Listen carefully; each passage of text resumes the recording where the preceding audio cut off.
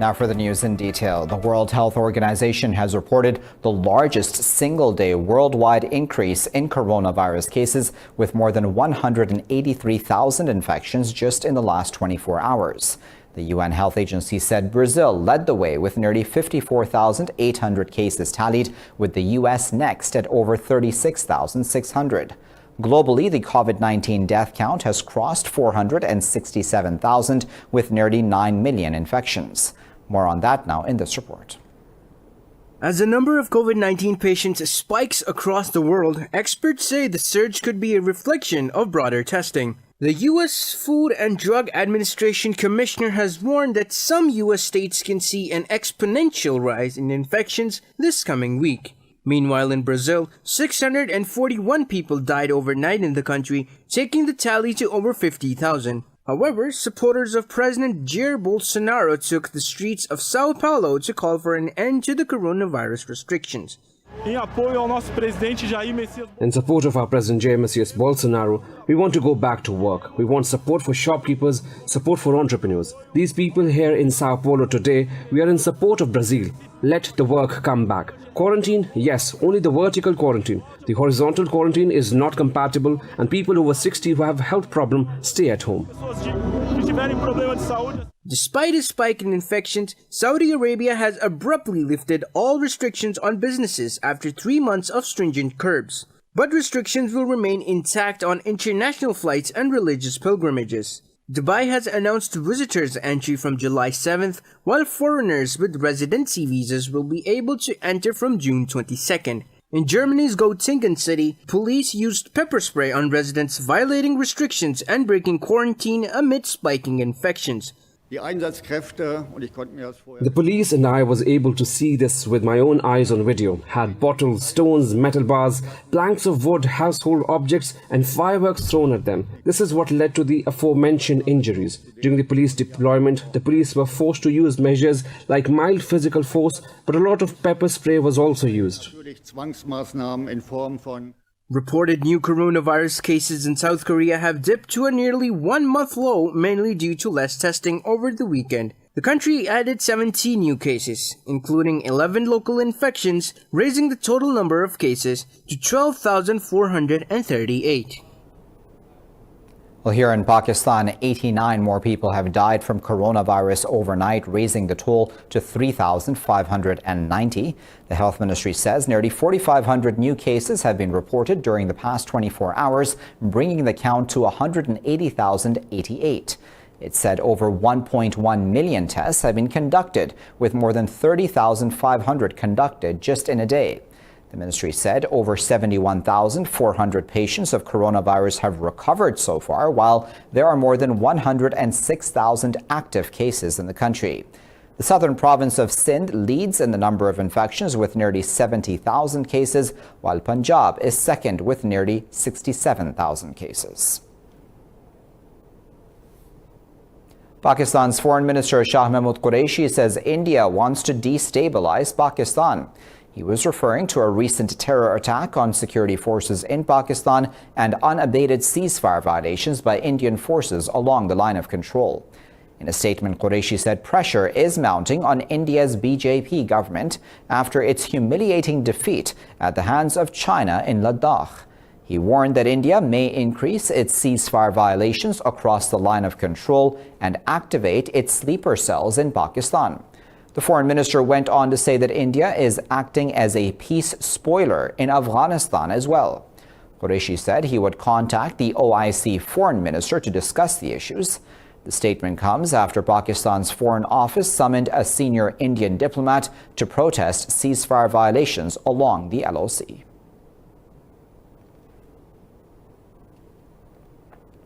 Well, the OIC contact group on Jammu and Kashmir will hold an emergency meeting today to discuss the worsening situation in the occupied territory. In a series of tweets, the bloc said the online meeting will bring together the foreign ministers of Pakistan, Turkey, Saudi Arabia, Azerbaijan, and Niger. The OIC Secretary General Dr. Yusuf Al-Uthaymeen was quoted as saying that the meeting is part of a series of consultations to address the issue. The announcement comes after Indian troops martyred 3 youth in occupied Kashmir, raising this month's toll to 32. Occupation forces martyred civilians during a cordon and search operation in the Zadebal area of the capital Srinagar. The occupied valley has been under a curfew and communications blackout for the past 322 days.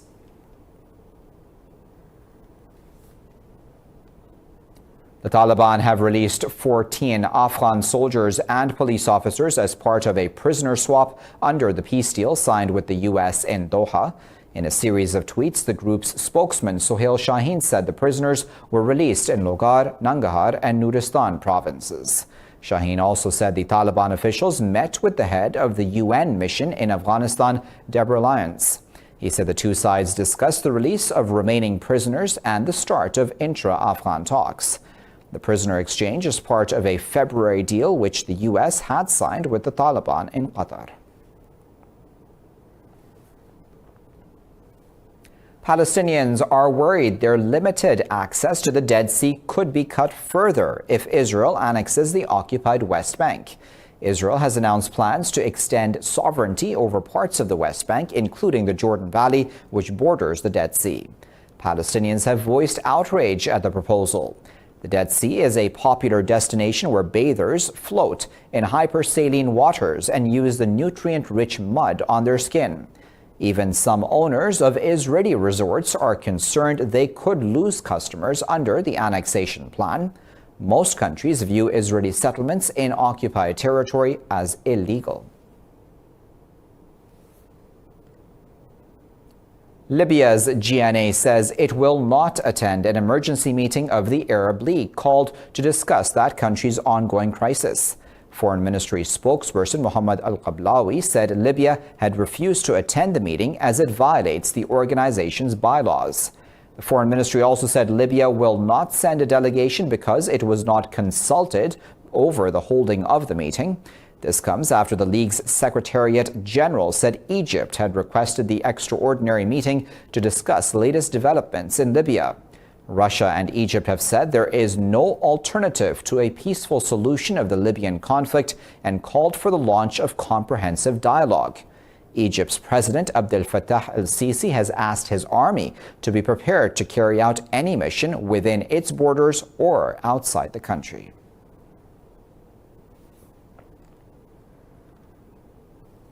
Well, South Korea has criticized the former White House National Security Advisor John Bolton and has termed his account on summit diplomacy distorted. In a statement, the National Security Director of the Office of the President, Chung Yo-yong, says Bolton's account consists of inaccurate facts. Chung accused Bolton of unilaterally disclosing details of diplomatic consultations based on trust among relevant governments. Chung said Bolton's disclosure represents a violation of the basic principle of diplomacy, which can seriously harm the sincerity of future negotiations.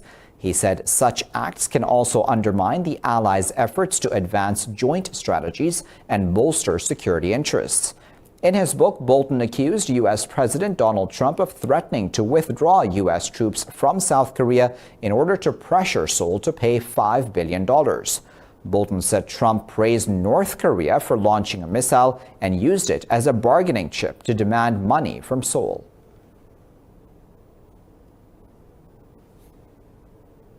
The Serbian President Aleksandar Vučić has declared a landslide victory for his SNS right-wing coalition in Sunday's parliamentary elections. In a country of over 6.5 million voters, almost 3,500 candidates competed to enter the 250-seat National Assembly. According to preliminary results from the Republic Election Commission, the SNS has won over 63% of the vote. Speaking to media at the party headquarters, Vučić said his coalition received more than 2 million votes. Tonight, we received a huge vote of confidence from the people, the greatest ever in Serbia, and when few expected it. It is also a great warning from the people asking of us to be even more responsible, more serious. We must work more, and we must achieve the best results possible for our citizens. I'll be back after this break with plenty more news. Stay tuned for that.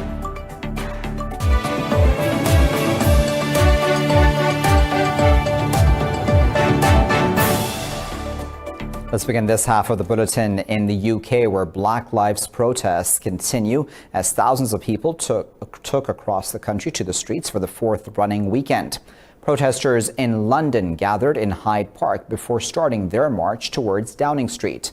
Large gatherings and a lack of social distancing were seen, breaching COVID-19 guidelines. But most demonstrators were wearing masks. Police guarded a Queen Victoria monument, which was defaced by protesters earlier this month in Woodhouse Moor Park. Meanwhile, in the English Premier League of football, players and referees wore Black Lives Matter shirts during the Everton versus Liverpool match. They also took a knee as the opening whistle was blown. UK Prime Minister Boris Johnson is set to announce if the hospitality sector can reopen and social distancing rules can be relaxed. Non-essential shops have already reopened in England, with retail resuming in Wales from today. Earlier, the Health Secretary, Matt Hancock, said England is clearly on track to further ease lockdown restrictions. However, the government has warned that the moves will be reversed if they lead to a virus surge. Meanwhile, Spain has reopened its borders to most European countries as well as Britain as the COVID-19 state of emergency ends in that country. Elsewhere, France has said it may impose a new lockdown in French Guiana as the coronavirus spread faster there in the last 10 days. Russia says its coronavirus vaccine will give people protection against the virus for a period of over 2 years. The director of the National Research Center, Alexander Ginsburg, said the vaccine is being developed jointly with the Russian Defense Ministry. Ginsburg said the vaccine is given twice with the same gene injected using different carriers. He said this will not only allow protective immunity, but also acquire it for a longer period of time. The director said about 50 to 60 million doses of the vaccine will need to be produced to carry out mass COVID-19 vaccination in Russia. Clinical trials of this developed coronavirus vaccine began earlier this month. The trials are expected to be completed by the end of July.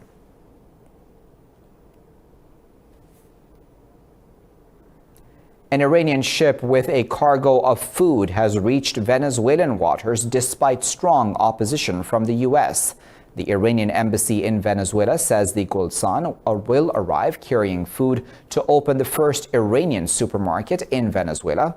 Iran supplied 1.5 million barrels of fuel to Venezuela last month amid a collapse of refinery operations and tightening sanctions by the U.S. Tehran says it could dispatch 2 to 3 monthly shipments of gasoline to its ally Venezuela to help it ease the fuel shortage.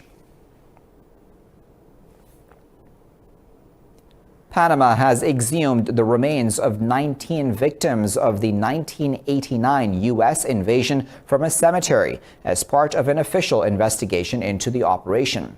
About 500 Panamanians are believed to have been killed by the U.S. in that invasion, but rights groups say the true number is higher. The remains of 19 victims were initially placed into a mass grave, but later reburied in a cemetery in Panama City, along with dozens of others. Exhumation is part of a probe initiated by Panama's former president, Juan Carlos Varela, who set up a commission to investigate the death toll. On the 20th of December 1989, the U.S. invaded Panama after ties between the leaders of both countries sank to an all-time low. U.S. President George H.W. Bush ordered that military action.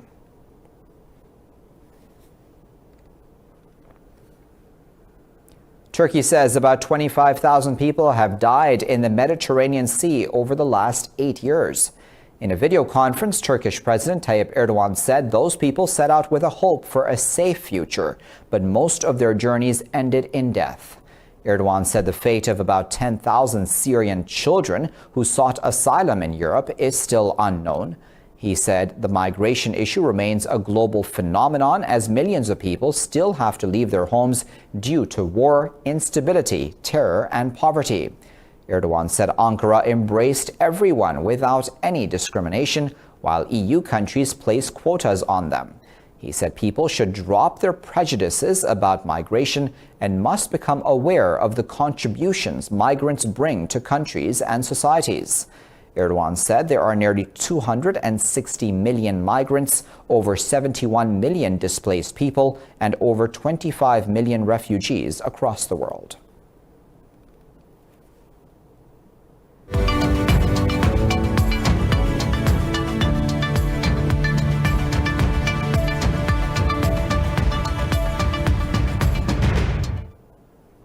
The IMF says it has earmarked a $25 billion fund for 70 countries as the COVID-19 pandemic continues to ripple across the globe. The IMF spokesperson Jerry Rice said emergency financing is fast dispersing and unconditional. Rice said the money will be spent on payment of nurses and doctors' salaries and for the purchase of medical equipment to deal with the crisis. Rice said 7 countries in Asia and Pacific region have received emergency financing of about $1.5 billion.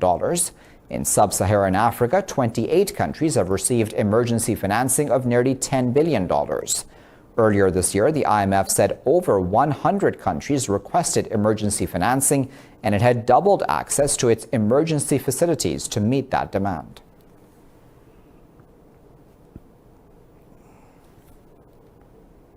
Asian stock markets are trading lower as investors tread cautiously over rising novel coronavirus cases.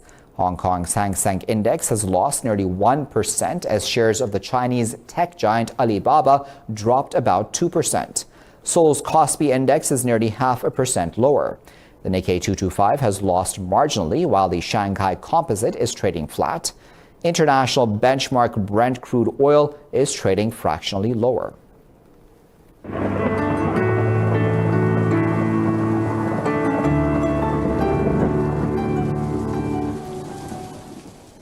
Time to find out what the weather is like around the world.